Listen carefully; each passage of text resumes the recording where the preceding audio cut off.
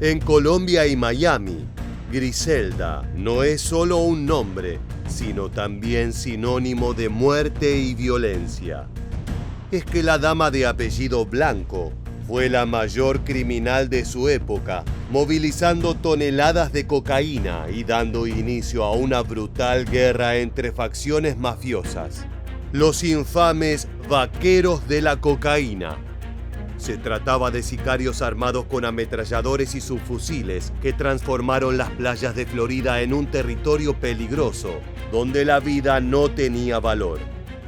Tal fue la influencia de Griselda, que hasta Pablo Escobar tuvo que tomar nota de sus brutales métodos para poder competir en el negocio de los narcóticos. En esta nueva entrega de Militarmente vamos a contarte todos los detalles de su historia, incluso los misterios más oscuros que hasta hoy no tienen respuesta. Comencemos. El 15 de febrero de 1943 nació en Cartagena, Colombia, Griselda Blanco, la reina del narcotráfico latinoamericano. Sobre sus primeros años de vida hay mucho misterio y debate. Algunos incluso disputan su lugar de nacimiento, ya que de acuerdo con uno de sus hijos, ella es oriunda de la ciudad de Santa Marta. Más allá de este detalle contradictorio, lo que sí sabemos es que a los 14 años huyó del lado de su madre tras ser atacada sexualmente por su padrastro. Luego de esa experiencia traumática se casó con Carlos Trujillo, el primero de varios maridos, con el cual tuvo 3 hijos, Uber, Osvaldo y Dixon. Sin embargo, la pareja no fue feliz para siempre. Luego de algunas discusiones conyugales, el hombre tuvo que huir, ya que Griselda lo amenazó con matarlo si no se iba del pueblo. En la década de los 70, Blanco emigró a Nueva York. Allí la mujer estableció un pequeño pero fructífero negocio de cocaína. Era el comienzo de su imperio. De a poco la colombiana dominó más territorios, sirviendo como nexo entre los puntos de producción de los narcotraficantes y los consumidores. En simultáneo reclutaba gatilleros para controlar la región. Escuchemos a uno de ellos, Jorge Ayala, quien se convirtió en el sicario favorito de Blanco. Me dijo, yo quiero que trabajen para mí. Tú, yo le dije, yo no puedo. Si yo me quedo, se quedan mis compañeros, porque nosotros somos muy unidos. Hubo ocasiones de que me dio la orden y no lo hice. Y ponía mi vida en juego, porque le desobedecí una orden. Por ejemplo, una vez me dio una orden de ir a una casa y eliminar a todo el mundo. Con el tiempo, Griselda Blanco transformó lo que era una operación menor en una verdadera industria. Comenzó a enviar cada vez más cantidad de droga utilizando un método novedoso que muchos le adjudican como invención: correos humanos, lo que se conocería como las mulas. La mujer escondía el producto en fajas, la ropa interior de las mujeres, maletas de doble fondo, suelas de zapatos y hasta en jaulas para perros. El límite era la imaginación. Para ello empleó la misma habilidad que usaba para entrar y salir de los Estados Unidos, disfrazada con pelucas y pañoletas, presentando documentos falsos, incluso cuando ya era una de las delincuentes más buscadas en ese país. Su capacidad para eludir los controles fronterizos llegó al punto de que, revisado su historial durante uno de sus juicios, no figuraba que Griselda Blanco hubiera cruzado nunca las fronteras. Durante casi 5 años, Griselda y su esposo consolidaron una operación que les reportaba, según cálculos de las autoridades, unos $80 millones al mes. Esto les permitió tener una vida llena de gastos y excentricidades. Al menos eso recordó su sobrino Nelson Guillermo Restrepo en una entrevista para la cadena estadounidense Univision. Había demasiada plata, muchas casas, muchos carros, todo de último modelo. Nosotros nos manteníamos en las mejores discotecas tomando Dom Perignon. Hacíamos fiestas de 5, 6, 7 días. Nunca era una fiesta de 2 días.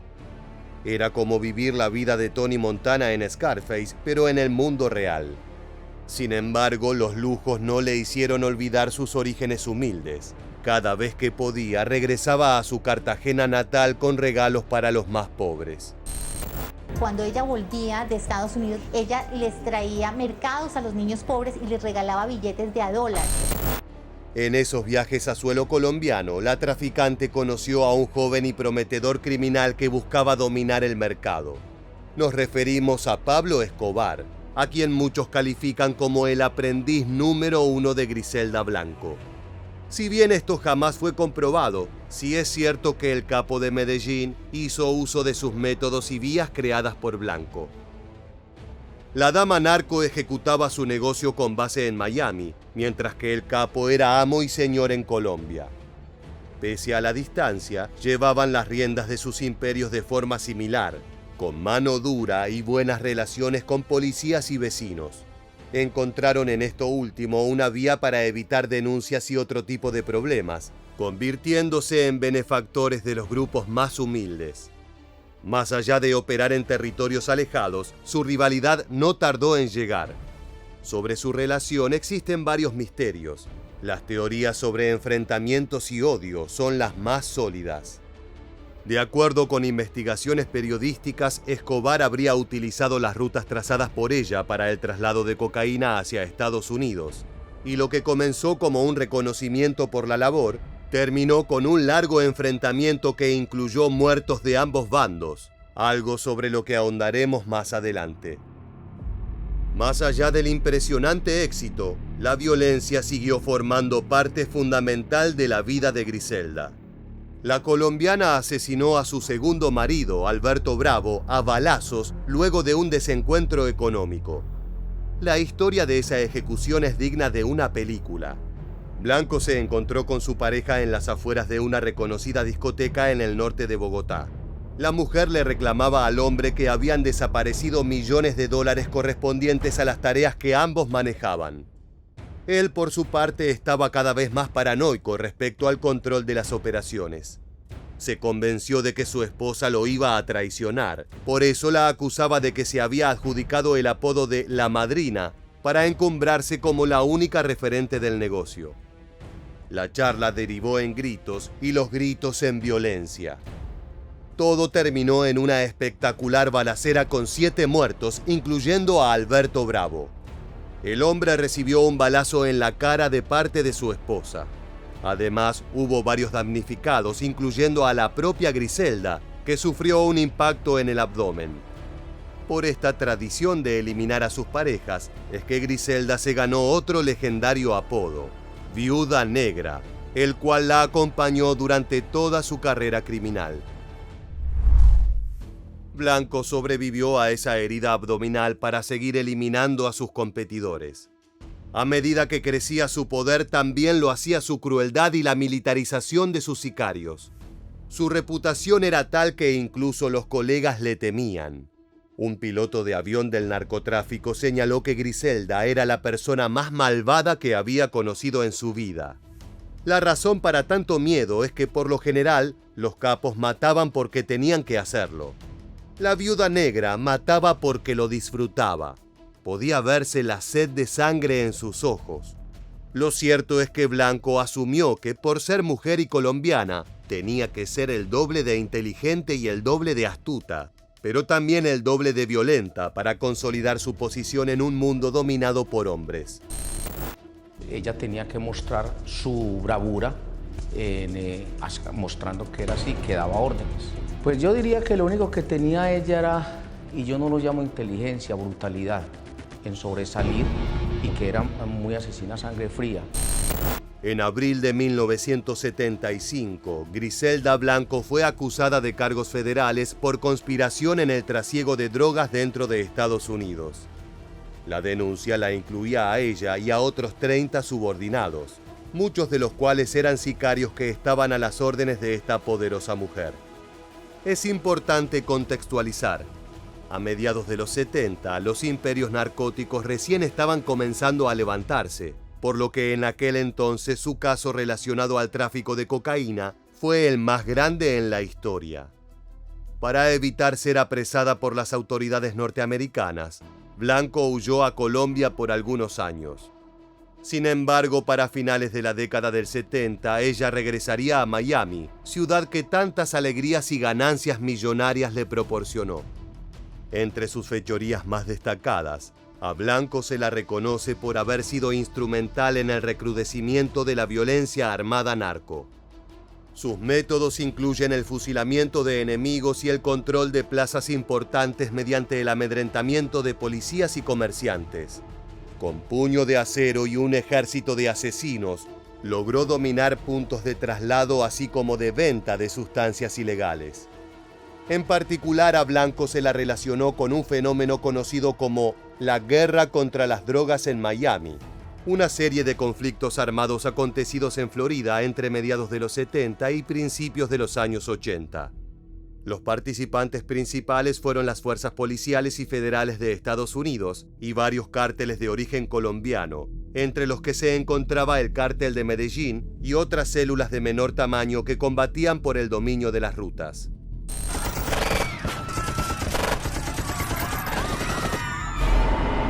They call them the Cocaine Cowboys. Yesterday, they struck busy Dadeland shopping malls, executing 2 Latin males in the Crown Liquor Store. There was an exchange of fire between the two groups. Smashed glass and liquor bottles flying. The shooting continued outside. 2 men cut down in a hail of gunfire. Victims of Miami's drug war. El punto de partida para los enfrentamientos fue un tiroteo acontecido en Dadeland Mall el 11 de julio de 1979. El cual fue ordenado por la propia Griselda Blanco. 2 hombres armados pertenecientes a los sicarios de la colombiana entraron a una licorería para ejecutar a un grupo de operadores enemigos que se encontraba allí. Entre sus objetivos primordiales estaba Germán Jiménez Paneso, un incipiente mafioso que se movía por Miami en una ostentosa limusina Mercedes-Benz blindada. El hombre había cometido el error de no pagarle un cargamento a Griselda, quien no se lo perdonó. Aquella jornada de julio, a las 2:30 de la tarde, mientras el narco y su escolta estaban en el comercio Crown Liquor Shop, un par de sicarios llegaron en lo que parecía un camión de reparto con un irónico letrero al costado: Happy Time Complete Party Supply, lo que podemos traducir como suministros para fiestas, momentos felices. No había nada de alegre en lo que estaba a punto de ocurrir. Los hombres salieron del camión. Uno de ellos sacó una pistola Beretta .380 con un silenciador y le disparó a Paneso 4 veces en la cara. Mientras tanto, el segundo ejecutor atacó con una ametralladora automática Engram Mac 10 sobre el escolta de Paneso. Una vez efectuado el atentado, los asesinos regresaron a su vehículo y abrieron fuego sobre el estacionamiento y las tiendas alrededor mientras escapaban. Cuando las autoridades encontraron la camioneta abandonada detrás del centro comercial, no solo descubrieron que le habían puesto una gruesa capa de blindaje, sino que en su interior se hallaron más de 20 armas de fuego, incluidas escopetas, pistolas y armas automáticas. Los hombres de blanco estaban listos para ir a la guerra. The vehicle that they had abandoned, the war wagon that was covered with bulletproof vests to make it almost like an armored vehicle. Inside, there's an arsenal of deadly high-tech weapons. Police officers were still using 6-shot revolvers, and these guys had Uzi submachine guns, so the police department itself were not prepared for that. Los asesinos recibieron el apodo de Vaqueros de la Cocaína, un nombre que se transformó en símbolo de la barbarie que se vivió en las calles en aquel período. Las cifras son escalofriantes. En 1980 la ciudad contó con 573 asesinatos. El año siguiente el número subió a 621. En ese mismo lapso de tiempo, las morgues de Miami registraron una sobrepoblación de cadáveres producto de los constantes tiroteos entre narcos y policías. El ayuntamiento se vio obligado a rentar camiones frigoríficos para almacenar los cuerpos sin vida, una práctica que se mantuvo hasta 1988, cuando se normalizó la situación. Toda esa sangre estaba mezclada con cocaína, el principal bien de comercio de las nuevas mafias integradas por personas como Blanco.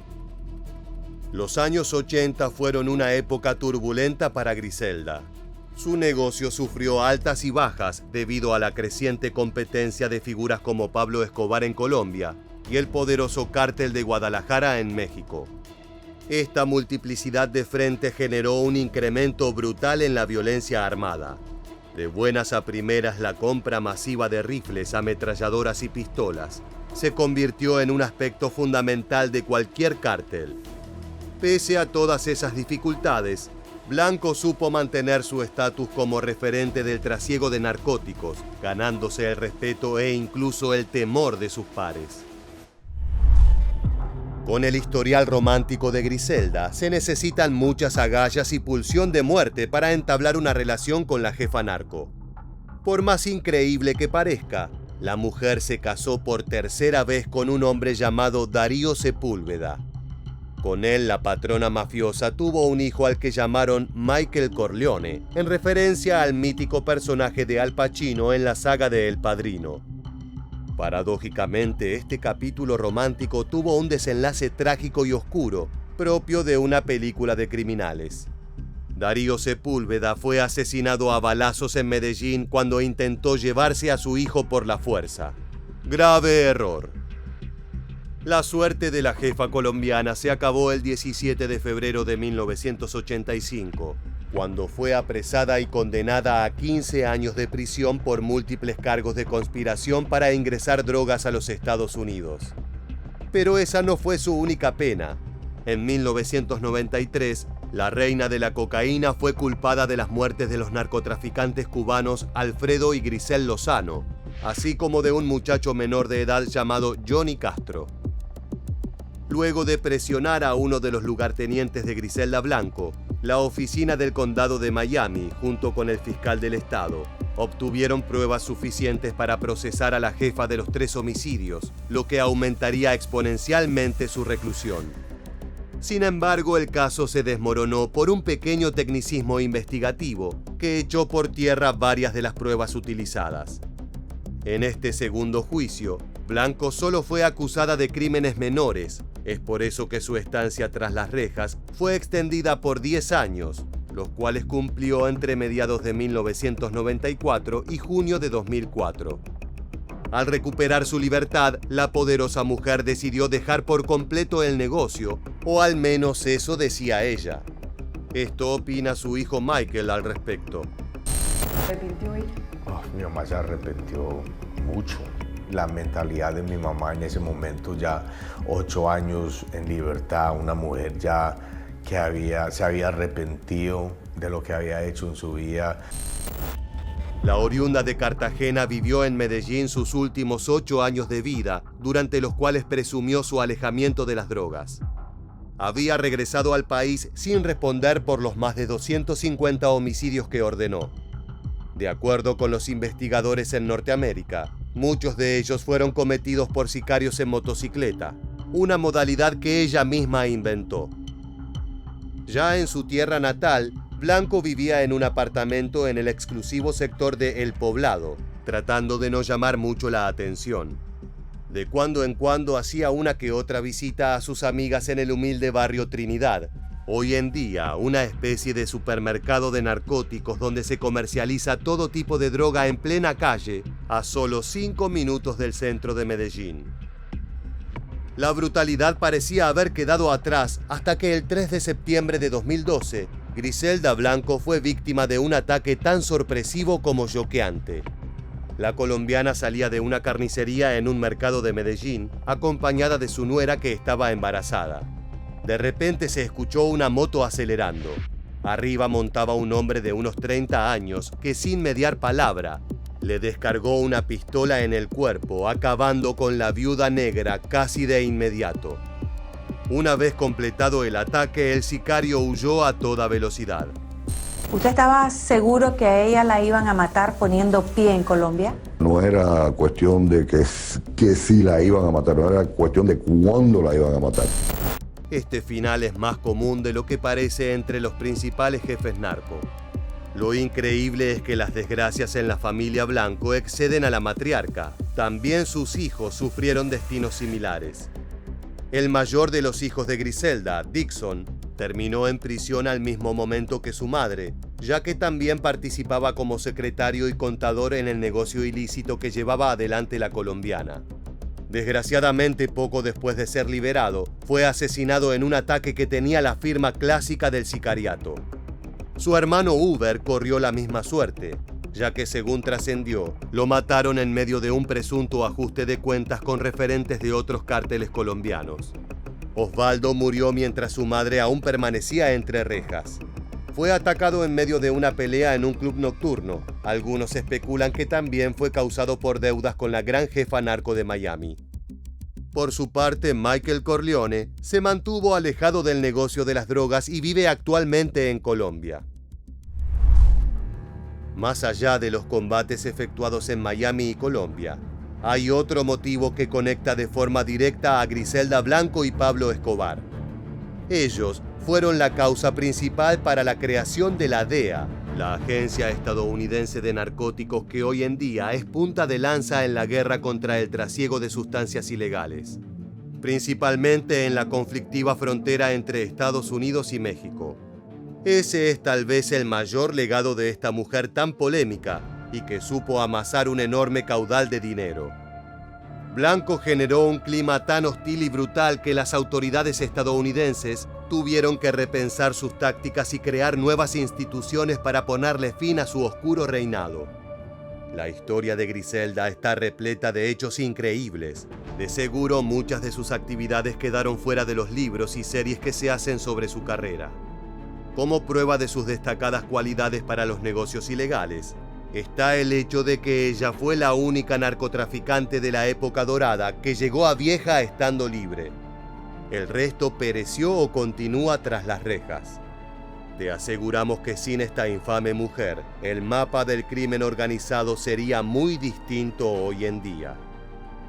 De esta manera llegamos al final del video. Si te gustó este contenido repasando la sangrienta carrera de esta jefa criminal, te invitamos a que te suscribas y actives las notificaciones. Así podrás estar al tanto de todas nuestras novedades. Sin más, nos despedimos hasta la próxima entrega de Militarmente. Gracias por acompañarnos.